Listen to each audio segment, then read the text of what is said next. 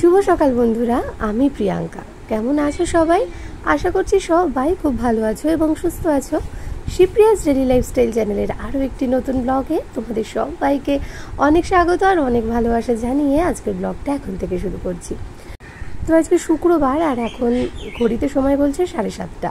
আর ওদিকে বাবান কিন্তু ঘুম থেকে উঠে ব্রাশ করে পড়তে বসে গেছে, আর এদিকে আমার চাটা আমি করে নিচ্ছি। আর তোমাদেরকে আমি বলেছিলাম যে চায়ের দুধের একটু সমস্যা হচ্ছে, তো তোমরা আমাকে দু একটা টিপস দিয়েছো, তো সেইটা আগামীকাল থেকে ফলো করব চেষ্টা করছি। তবে যেহেতু আমি দুধের প্যাকেটটা ফেলে দিয়েছি, সেটার ডেটটা আমার সত্যিই দেখা হয়নি যে এক্সপায়ারি কি না। তবে নেক্সট যখনই আমি দুধের প্যাকেট আনবো তখনই ডেটটা একবার অবশ্যই চেক করে নেব।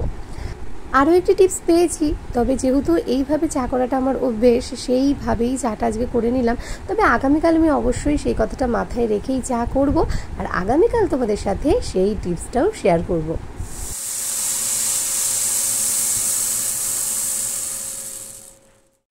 এই ঘ্যাটকলের ডাটাগুলো আজ কত দিন যে আমার ফ্রিজে রাখা রয়েছে কি বলবো। তো করা আর হচ্ছে না, আসলে প্রতিদিনই অন্য কিছু হয়তো রান্না করে ফেলছি। আর এই রান্নাটা এমনই না, যেহেতু মা বাবা খায় না, মানে যেহেতু এটা পেঁয়াজ রসুন দিয়ে করতে হয়, মা বাবা খেতে পারে না, সেই কারণে না মানে আমার করা ঠিকঠাক হয়ে ওঠে না। মানে ধরো অন্য কিছু রান্না করলাম, সেদিনকে এই ডাটাগুলো করলে আবার একটু বেশি পদই হয়ে গেল, আর তখন একটু অসুবিধেই হয়ে যায়। রান্না একা হাতে সমস্ত গুছিয়ে রান্না বান্না করাটাও যেমন চাপের, আবার বেশি রান্না হয়ে গেলে তখন সেটা আমার একটু সমস্যাও হয়ে যায়। আর আজকে বাবার ওদিকে ভাবানের পড়াও রয়েছে, তো দেখা যাক কতটা কি করতে পারি। তবে এর থেকে বেশি দিন ফ্রিজে যদি রেখে দিই আরও শুকনো হয়ে যাবে, তখন একেবারেই খাওয়া যাবে না, জিনিসগুলো ফেলা যাবে। আর এটা খেতে না তোমাদের দাদাভাই ভীষণ ভালোবাসে, গতকালই বলছিল সেই যে ঘ্যাটকুলের ডাটাগুলো রয়েছে, রান্না তো করলে না, হয়তো নষ্ট হয়ে গেছে। তো আমি বললাম না গো, আমি ফ্রিজে সুন্দর করে যত্ন করে রেখে দিয়েছি, একেবারেই নষ্ট হবে না। তো গতকালে সেই কথার পর আজ যদি আমি এইটা রান্না না করতাম তাহলে কিন্তু একেবারেই মানে সেটা ভালো হতো না আর কি। মানুষটা খেতে চাইছে, আর সেটা না করে রাখাটাও ঠিক না। তো এই যে এখন এগুলোকে সমস্ত খোসা ছাড়িয়ে নিচ্ছি। আর এটা খেতে এত ভালো লাগে কি বলবো। এই রান্নাটা তো এর আগেও তোমাদের সাথে আমি অনেকবার শেয়ার করেছি, ভীষণ টেস্টি লাগে গো এই তরকারিটা। মানে এটা দিয়েই গরম ভাত মোটামুটি এক থালা খাওয়া হয়ে যাবে আমার বা তোমাদের দাদা ভাইয়ের, আমরা এতটাই ভালোবাসি। আর এই রান্নাটা কিন্তু আমার মায়ের কাছ থেকেই শেখা। মা বললো আজকে রুটি করতে হবে না, ওরা মুড়ি আর আম দিয়ে খাবে। তো এদিকে আমি ভাত বসিয়ে দিয়েছি, সাথে ডাল বসিয়ে দিয়েছি, ডিম সেদ্ধটাও করে রেখেছি। আর দুপুরে যে রান্না বান্না করবো মোটামুটি তার একটা জোগাড় করে নিয়েছি। তো এখানে ওই কাঁঠালের বীজ দিয়ে পটল আলু সমস্ত গুছিয়ে রেখেছি, আর ওদিকে উচ্ছে ভাজবো, সেটাও নুন হলুদ মাখিয়ে রেখেছি। আর এখানে পেঁয়াজ রসুন কুটে রেখে দিয়েছি। ডাটাগুলো জলে ভেজানো রয়েছে, সেগুলোকে সেদ্ধ করে নিতে হবে। আর এদিকে ভাতটাও হয়ে গেছে, তোমাদের দাদাভাই আর বাবান সকালে ভাত খাবে, সেই কারণে ভাতটাও সকাল সকালই করে নিলাম। অনিন্দিতা দিদি ভাই, তুমি আমাকে বলেছো যে দাদাভাইকে প্রতিদিন মাছের সাথে ওই মাছের তেলটা না দিতে, কোলেস্ট্রলটা এখন কম রয়েছে কিন্তু হুট করে বেড়েও যেতে পারে। হ্যাঁ দিদি ভাই, সত্যিই তুমি ঠিকই বলেছো। আসলে আমি দিতে চাই না, কিন্তু তোমাদের দাদাভাই না মাছ ভাজা হলে একটু তেল দিয়ে খেতে ভালোবাসে। তবে হ্যাঁ, এবার থেকে একটু স্ট্রিক্টলি না করে দেবো। মাছ ভাজা অবশ্যই খাবে, তার সাথে ঘি দিয়ে দেবো অল্প করে। অনেকেই আছে যারা ভিডিও স্কিপ করে দেখে এবং তার জন্য ভিউ ডিউরেশনটা অনেকটাই কম হয়ে যায়। কিন্তু যখন আমি দেখি আমার এই যে ছোট্ট ছোট্ট ক্লিপিংগুলো নেওয়া, সেইগুলো থেকে যখন কমেন্ট আসে, সেইগুলো দেখে যখন কমেন্ট আসে, তখন কিন্তু আমার সত্যিই ভালো লাগে যে না, তোমরা পুরো ভিডিওটাই ওয়াচ করো, ওইভাবে টেনে দেখে স্কিপ করে দেখে বেরিয়ে যাও না। সত্যিই ভালো লাগে, তোমরা পাশে আছো বলেই তো একটু একটু করে নিজেকে অন্য জায়গায় দেখতে পাচ্ছি। পাশে থেকো, এইভাবেই আমার ভুল ত্রুটিগুলোও ধরিয়ে দিও, এবং যেগুলো আমার জন্য আমার পরিবারের জন্য ভালো সেইগুলো আমাকে বলো, আমি অবশ্যই সেগুলো মেনে নেওয়ার চেষ্টা করব। আর এই যে এদিকে ঘ্যাটকলের ডাটাগুলো সেদ্ধ বসিয়ে দিয়েছি, আর জানো তো এর মধ্যে অল্প একটু ভিনিগার দিয়ে দিলাম, যাতে করে গলা কিন্তু একটুও ধরবে না। অনেক সময় ভয় থাকে যে জলা জায়গার ডাটা যদি হয় তাহলে হয়তো গলা ধরতে পারে, কিন্তু একটু ভিনিগার দিয়ে দিলে না, তাহলে আর গলা ধরার ভয়টা একেবারেই থাকে না। আর ওদিকে যে আমি ভাত করেছি, সেই ভাতের গরম ফ্যানটা না আমি রেখে দিয়েছি। আমি যখনই গামছা কাচি তখনই কিন্তু ওই গরম ফ্যান দিয়ে গামছা কাচি। আরও একটা জিনিস কিন্তু আমি অ্যাড করি, সার্ফের সাথে এই দেখো খানিকটা আয়রন পাউডার দিয়ে দিলাম। এই আয়রন পাউডারটা এত ভালো কাজ করে কি বলবো। গামছাগুলো না অনেক সময় আঠা হয়ে যায়, নোংরা হয়, তো গরম জল দিলে তো ছাড়েই, কিন্তু সোডা দিয়ে কাচলে না সব থেকে ভালো পরিষ্কার হয়। কিন্তু বর্তমান সময়ে সোডা তো পাওয়া যায় না, কিন্তু যদি এইভাবে সার্ফের সাথে খানিকটা আয়রন পাউডার মিশিয়ে তারপর গরম ফ্যান অথবা গরম জল তাই দিয়ে খানিকক্ষণ ওই 5 থেকে 10 মিনিট মতন ভিজিয়ে রাখা যায়, তাহলে কিন্তু খুব সুন্দরভাবে গামছাগুলো পরিষ্কার হয়ে যায়। আর আমি ঠিক সেইভাবেই করি। ওইদিকে ওগুলো সমস্ত ভিজিয়ে রাখলাম, আর ওইদিকে তো তোমাদের দাদাভাই চলেও এসেছে, তার স্নানও হয়ে গেছে। এদিকে ভাত বেড়ে নিয়েছি। আজকে এই দেখো, আজকে কিন্তু ঘি দিয়েছি, তার সাথে ডিম সেদ্ধ আর আলু সেদ্ধ মেখে নিয়েছি। বাবানের আর বাবানের বাবার দুজনেরই একই মেনু, সকালে দুজনেই ভাত খাচ্ছে, তার সাথে ওই ডিম সেদ্ধ। আমমুড়িটা খেতে আমার বেশ ভালো লাগে, কিন্তু এই সিজনে এখনও আমমুড়ি আমার খাওয়া হয়নি। মানে আমটা যেহেতু খুব একটা ভালোবাসি না, সেই কারণে না ওই ইন্টারেস্টটা খুব একটা আমার থাকে না। তবে মাঝে মধ্যে মুড়ি খেতে ইচ্ছে করলে ওইভাবে আম দিয়ে মুড়ি দিয়ে আর খুব বেশি করে চিনি দিয়ে বেশ মিষ্টি মিষ্টি করে মেখে আমি খাই। তো দেখা যাক, যেদিন ভালো লাগবে আম, মানে হিমসাগর আম থাকতে থাকতে অবশ্যই খেয়ে নেব। আর এই যে এদিকে দুপুরে রান্নাবান্নাটা বসিয়ে দিয়েছি।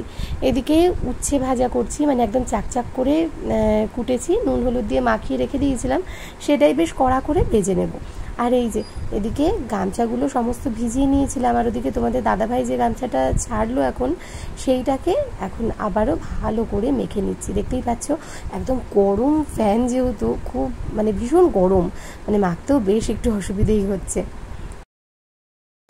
সকালের জলখাবার তো খাওয়া হয়ে গেছে, দেখতেই পারলে ওদিকে রান্নাবান্না বসিয়েও দিয়েছি। তো যেটুকু টুকিটাকি বাসনগুলো জমেছিল সেইগুলো মেজে ঘষে নিলাম।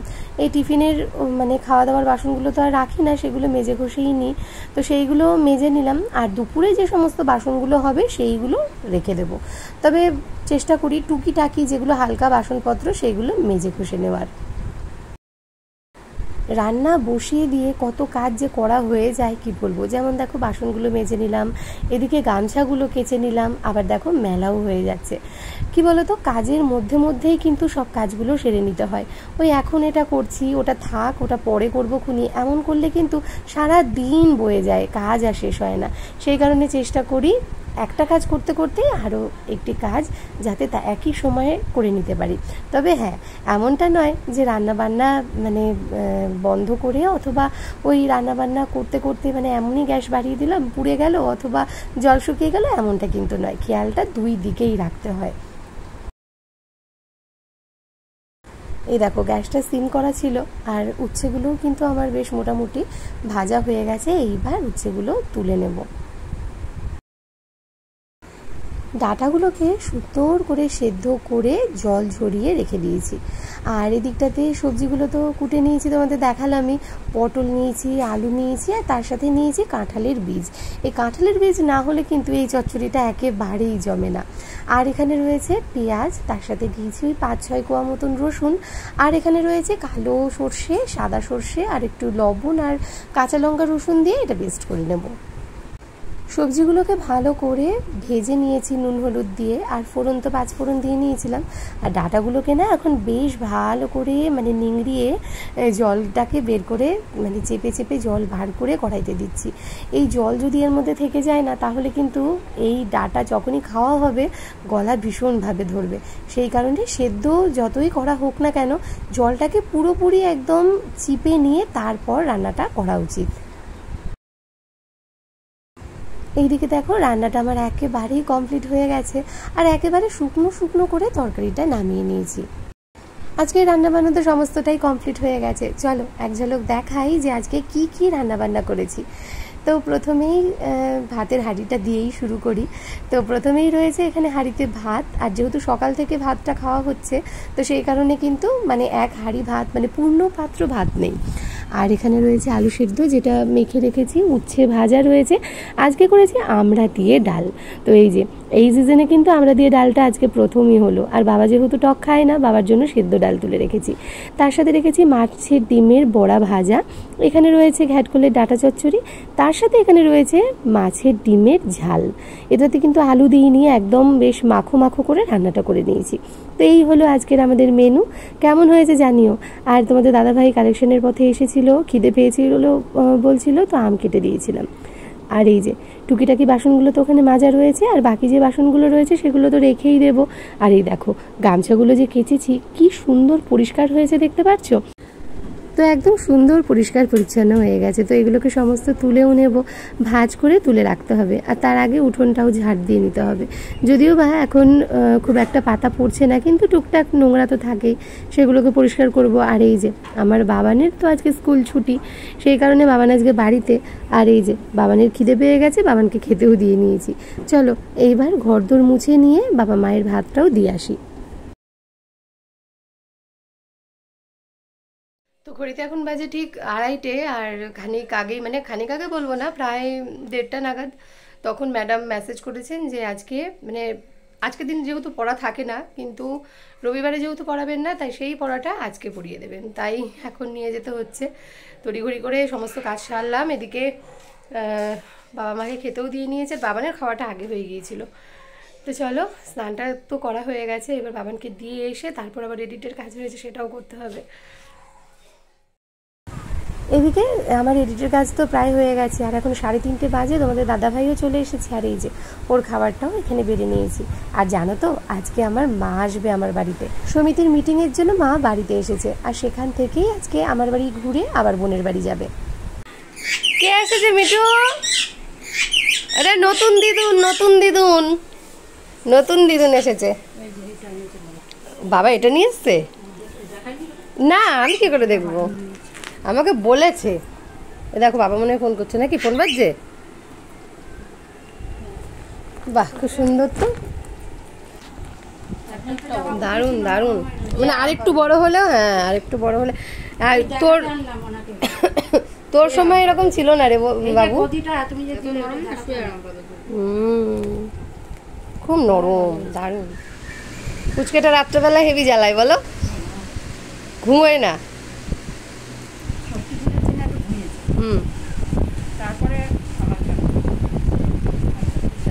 এখন এরকম করবে, গুবলুও করতো এরকম, মনে পড়ে মা? রাত্রেবেলায় আমি, বোন, তুমি 3জন মিলে তখন আমরা সামলাতাম। হ্যাঁ হ্যাঁ, আবার এখনো 6-7 মাস এরকম চলবে, এরকমই করবে। সেই সকালবেলায় মানে 12টার সময় বেরিয়েছে যখন, সেই খেয়ে বেরিয়েছে, তাই তো। তারপর মিটিং সেরে আমি মাকে বলেছিলাম ভাত খাওয়ার কথা, তো মা বললো বিকেলবেলায় ভাত খাবো না। তো ঠিক আছে তাহলে রুটি, তা এই যে রুটি তরকারি আর তার সাথে আম দিয়েছি। হ্যাঁ ধরা অসুবিধা।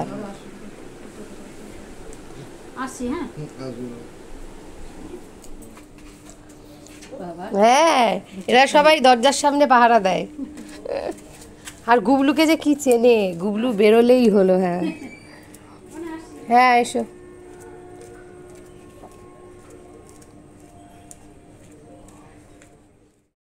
এদিকে ডিম সেদ্ধ বসিয়ে দিয়েছি, রাতের ভাতটাও করা হয়ে গেছে। আর ওদিকে টুকিটাকি চায়ের বাসনপত্রগুলো সেগুলো মেজে ঘষে নিলাম। আমাকে কিছুদিন আগে একজন কমেন্ট করেছিল যে দেখো তো বোনের বাড়িতে গিয়ে কি সুন্দর তোমার মা কাজ করছে, আর কিছুদিন আগে তোমার মায়ের অপারেশন হলো, তখন কেন তোমার বাড়িতে এসে থাকলো না?